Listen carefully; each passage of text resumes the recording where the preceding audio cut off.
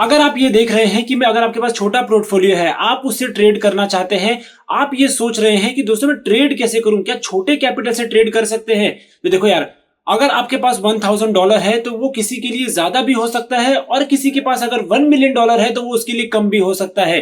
तो टोटल ये कहने का ये मतलब है कि अगर आपके पास, आपको लग रहा है कि आपके पास बहुत ज्यादा पोर्टफोलियो है, बहुत अच्छा खासा कैपिटल है जिसके ऊपर आप स्टार्टिंग अर्ली इन्वेस्टमेंट करके और एक अच्छा खासा ग्रो कर सकते हैं, तो आप एक अच्छा खासा ट्रेड कर सकते हैं। क्योंकि अगर आपको मैं एक बात, जनरल बात कहने की कोशिश करूं, तो सिंपल सी एक मैथ्स है कि अगर आप एक प्रूवन कंसिस्टेंसी के साथ चल रहे हैं, एक प्रॉपर स्ट्रेटेजी है आपके पास, आप रिस्क को मैनेज कर रहे हैं, तो आप कोई भी मार्केट के अंदर अच्छा सर्वाइव कर सकते हैं और काफी एक लॉन्ग टर्म प्रॉफिटेबिलिटी स्किल को आप यहां पर अच्छे को अचीव कर सकते हैं, अपने टारगेट को आप फुलफिल कर सकते हैं। तो आने वाले इस वीडियो के अंदर हम डिस्कस करने वाले हैं कि कैसे आप छोटे कैपिटल से एक अच्छा रिस्क मैनेज करते हुए और क्या क्या चीजों को आपको ध्यान में रखना है जिससे आप एक अच्छा खासा ट्रेडर बन सकेंगे। तो सबसे पहले आपको चीज का ध्यान रखना है, वो है आपको राइट मार्केट का चूज करना बहुत ही इंपॉर्टेंट है। देखो, स्टॉक मार्केट है, फॉरेक्स मार्केट है और क्रिप्टो मार्केट है। मैं टू बी स्पेसिफिक इस मार्केट के अंदर बात करूंगा, क्रिप्टो मार्केट के ऊपर। तो जहां क्रिप्टो मार्केट के अंदर 24/7 ये मार्केट ओपन रहती है। हाँ, ये माना जाता है कि वीकेंड्स के अंदर आपकी यहां पर वॉलेटिलिटी कम होती है, लेकिन मंडे टू फ्राइडे के बीच में हाई वोलेटाइल मार्केट होता है जहां पे आपको रिस्क को मैनेज करना बहुत ही इंपॉर्टेंट हो जाता है। तो इसके अंदर सबसे इंपॉर्टेंट चीज होती है कि अगर आपने ये स्ट्रेटेजी बना ली है कि मैं यहां पे $1000 की ट्रेड लेने वाला हूं, जो आपके लिए एक सफिशिएंट अमाउंट हो सकता है, तो आप यहां पे सबसे ऊपर, क्योंकि ये मार्केट आपको लेवरेज अलाउ करती है। अब देखो, लेवरेज अलाउ कर रही है तो इसका मतलब देखो 1x से लेके आप यहां पर 150x तक लेवरेज ले सकते हैं, लेकिन यहां पे बात ये आ जाती है कि स्मॉल कैपिटल से ट्रेड करते हुए एक अच्छा खासा प्रॉफिटेबिलिटी स्किल को जनरेट करना, आपको यहां पे लेवरेज तो लेना ही होगा। अब जब आप लेवरेज लेते हो तो आपका ये कैलकुलेशन काफी ज्यादा स्ट्रांग होना चाहिए कि कहां पे आपको अपनी लिक्विडेशन को ट्रिगर नहीं करानी है। तो जिससे इंपॉर्टेंट ये होगा कि आपका यहां पे सही लेवरेज का चूज करना बहुत ही इंपॉर्टेंट हो जाता है। और ये माना जाता है कि अगर आप एक अभी बिगिनर ट्रेडर हो तो आप यहां पर 2x से ज्यादा लेवरेज लेने की कोशिश ना करो। और सबसे इंपॉर्टेंट ये हो जाता है कि जो आपका $1000 का टोटल कैपिटल है, उसका आप सिर्फ मैक्स टू मैक्स, यहां पे कहा जाता है एक अच्छा स्ट्रेटेजी वो 2% होता है, लेकिन मेरा ये पर्सनल अनुमान है कि आप 5% से स्टार्ट कर सकते हो। यानी कि आप $1000 का 5% अगर मैं आपको कहूंगा तो यहां पर आप $50 से आप स्टार्ट कर सकते हो ट्रेड करना। और यहां पे लेवरेज आपको लेना है 2% से ज्यादा, 2x से ज्यादा आप लेवरेज लेने की कोशिश ना करो। पहले अपने आप कंसिस्टेंसी को बिल्ड करो, उसके बाद हम जैसे जैसे आगे बढ़ेंगे, जैसे जैसे आपका यहां पर पॉजिटिव आप ग्रोथ रेट करोगे, तो उसके हिसाब से हम यहाँ पे अपने लेवरेज को बढ़ाएंगे और कैपिटल हम अपनी ग्रो करेंगे कंपाउंडिंग करते हुए। जैसे कि अगर आपने फर्स्ट ट्रेड ली हुई है $50 से, तो अगर आप यहाँ पे 10% का यहाँ पे प्रॉफिट जनरेट करते हो, तो आपका जो अब कैपिटल हो जाएगा वो हो जाता है 10% के बाद $1005 का। तो जिससे आप कंपाउंडिंग करते जाओगे और एक लॉन्ग टर्म में आपका कैपिटल भी ग्रो होगा और साथ ही साथ आपकी जो कंसिस्टेंसी है वो भी बिल्ड होती जाएगी। इसके बाद जो सेकंड चीज आती है इसके अंदर एक स्मॉल कैपिटल से ट्रेड करते हुए प्रॉफिटेबल बनना, वो है सही स्ट्रेटेजी को फॉलो करना। यानी कि सही जो आपकी प्रॉफिटेबिलिटी स्ट्रेटेजी है, क्योंकि हम फर्स्ट स्टेज पे इसी चीज को डिस्कवर करने में लगे हुए थे कि क्या आपके लिए कौन सी प्रॉफिटेबिलिटी एक सेटअप हो सकता है। जैसे कोई भी सेटअप है, किसी के लिए स्कैल्पिंग बेस्ट होता है कि वो सिर्फ 5% 10% स्कैल्प करके मार्केट से अर्ली एग्जिट कर जाता है, तो किसी के लिए एक ब्रेकआउट स्ट्रेटेजी काफी इंपॉर्टेंट होती है।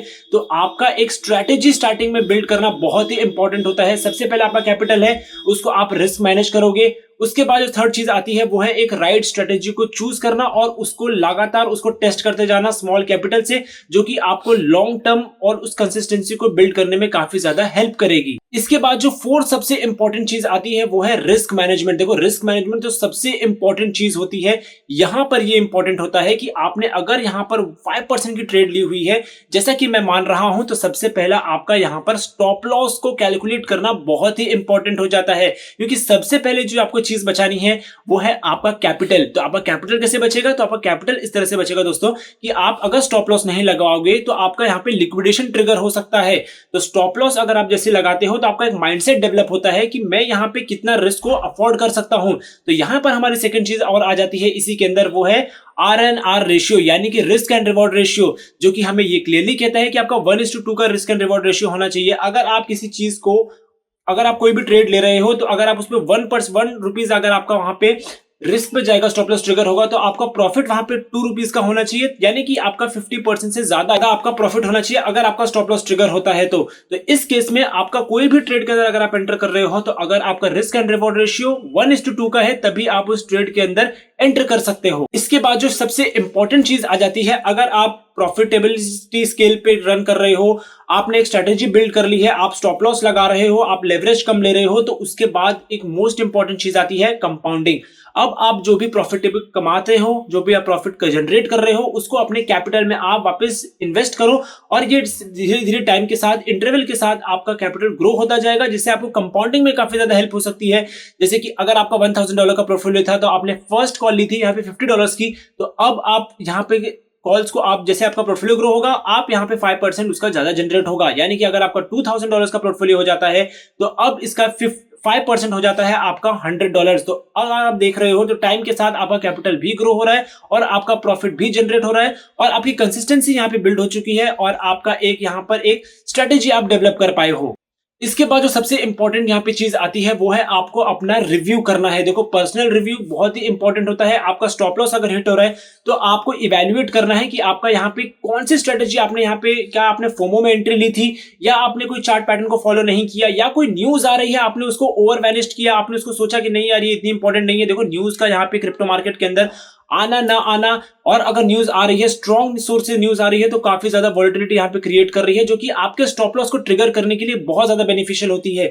सो आपको कोई भी न्यूज अगर आती है, तो आप उसके ऊपर क्लियरली आपकी नजर होनी चाहिए। वो न्यूज आपकी कॉइन को कैसे इंपैक्ट कर सकती है, क्या वो बिटकॉइन को इंपैक्ट कर सकती है? अगर बिटकॉइन को इंपैक्ट कर रही है, तो यानी कि आपका स्टॉप लॉस ट्रिगर होने के बहुत ज्यादा चांसेस है। अगर आप रॉन्ग स्ट्रेटेजी को फॉलो कर रहे हो, अगर आप यहाँ पे फोमो करके एंट्री किए हुए हो, तो आपको रिव्यू हमेशा इवेल्युएट करना चाहिए पर्सनल, क्योंकि आपने कहां पे एंट्री ली, कहां पे आपका एग्जिट होना चाहिए, या आप प्लान करने चाहिए। अगर ट्रेड आपके ऑपोजिट चली गई, तो आप ये सोचिए कि क्या यहाँ पे गलत हुआ, जिससे आपको नेक्स्ट ट्रेड लेने में काफी ज्यादा ये बेनिफिशियल होगी। जो कुछ चीजें आपको अवॉइड करनी है, वो है ओवर लेवरेज। आपको कभी भी ओवर लेवरेज नहीं होना है, जो कि आपको एक अच्छा अगर ट्रेडर बनना है स्मॉल कैपिटल से, या अगर आपके पास बड़ा कैपिटल भी है, तो कभी भी ओवर लेवरेज मत होइएगा। अगर आप ओवर लेवरेज होते हैं, तो आपके लिक्विडेशन होने के चांसेस बहुत ज्यादा यहाँ पर बढ़ जाते हैं, अगर आप राइट स्ट्रेटेजी को भी फॉलो कर रहे हो, क्योंकि मार्केट के अंदर वॉलेटिलिटी तो हमेशा ही बनी होती है। इसके बाद जो सेकंड सबसे इंपॉर्टेंट चीज होती है, वो है ट्रेडिंग विदाउट अ प्लान। अगर आपके पास कोई प्लान नहीं है, अगर आप विदाउट प्लान ट्रेड कर रहे हो, तो ये काफी ज्यादा रिस्की हो जाता है, और आपके जो ट्रेड है उसके ऑपोजिट जाने के चांसेस काफी ज्यादा यहां पर बढ़ जाते हैं।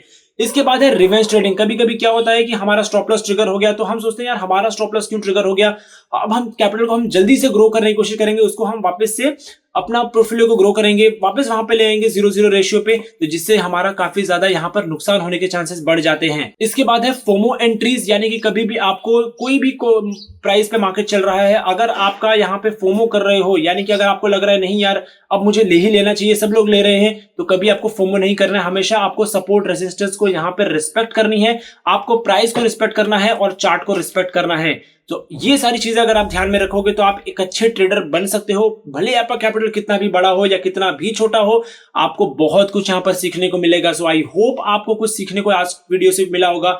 अगर आपको आज की वीडियो इन्फॉर्मेटिव लगी होगी, मैंने ये छोटे में वीडियो बनाने की कोशिश की है, तो अगर आपको ये वीडियो पसंद आई होगी, तो वीडियो को लाइक, चैनल को सब्सक्राइब करना न भूलिएगा। तो चलिए दोस्तों, आज की वीडियो में इतना ही। मिलते हैं कोई ऐसी नई इन्फॉर्मेटिव वीडियो के साथ अगले वीडियो में। तब तक के लिए अपना बहुत बहुत ख्याल रखिए। जय हिंद, वंदे मातरम।